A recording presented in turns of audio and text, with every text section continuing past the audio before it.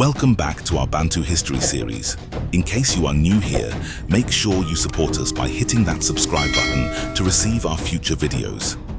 The Kong Empire, also known as the Kong Kingdom or Kong State, was a pre-colonial West African empire centered in what is now northeastern Côte d'Ivoire.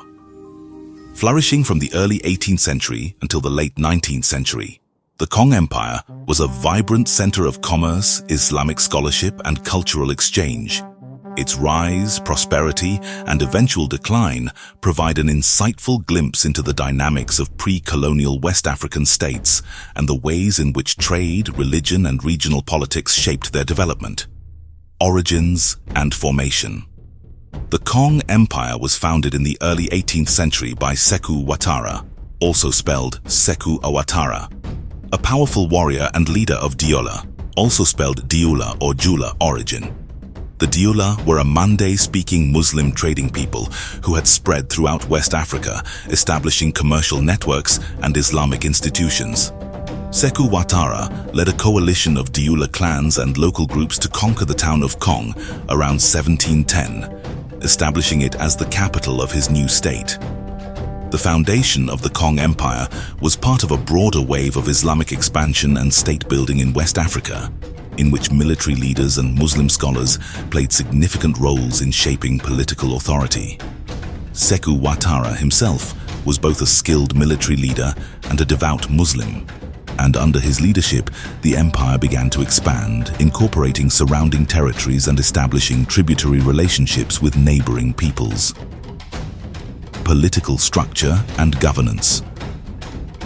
The Kong Empire was organized around a centralized monarchy, with power initially concentrated in the hands of the Ouattara dynasty. However, its governance also incorporated elements of traditional Dioula political structures, which emphasized clan leadership, consultation, and a balance of power between different groups. The king, or Fama, relied on the support of local chiefs, military commanders, and Islamic scholars to maintain control. Despite being an empire, Kong did not function like the large, highly centralized empires of Europe or Asia. It operated more as a confederation of towns and regions bound together by trade, religion, and common political interests. The capital, Kong, became a major urban center, attracting merchants, artisans, scholars, and diplomats from across West Africa and beyond. Economy and trade. Trade was the lifeblood of the Kong Empire. Its strategic location placed it at the crossroads of major trans-Saharan and inter-West African trade routes. Kong merchants facilitated the exchange of gold, kola nuts, ivory, salt, cloth, and slaves.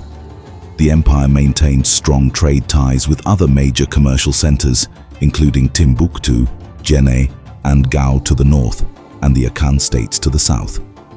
The Dioula were especially skilled at long-distance trade and had established a vast commercial diaspora across West Africa.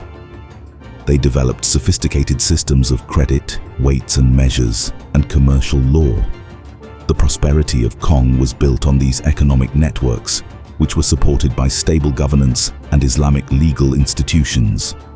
Religion and culture. Islam was a defining feature of the Kong Empire, and it played a central role in its identity and governance. The empire was a center of Islamic learning and scholarship, attracting teachers, students, and clerics from across the region. Kong became known for its many mosques, Quranic schools, and libraries, some of which housed rare manuscripts. Islamic values and laws were integrated into the administration of justice, trade, and education.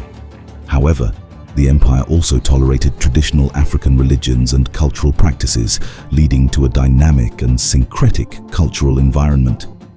The city of Kong was also renowned for its distinctive architecture, especially the Sudano-Sahelian style of its mosques and homes, characterized by mud brick construction and wooden beams that projected from the walls. Decline and fall. The Kong Empire began to decline in the mid-19th century due to internal divisions, external pressures, and changing trade patterns. The rise of coastal trade with European powers weakened the inland trade networks that had supported Kong's economy. Additionally, the empire faced increasing military threats from rival states and warlords, including including Samurai Touré, a powerful West African leader who sought to expand his own empire. In 1897, Samurai Touré captured and destroyed the city of Kong as part of his campaign against French colonial forces and their African allies. This marked the end of the Kong Empire as a political entity. Shortly afterward, the region was incorporated into the expanding French Empire. If you like these videos and would like to support in their continued production, you can do so by joining our membership. Click the join button below. That is all we have for you today. Please subscribe, like, and comment. Thanks for watching. We will see you on the next one.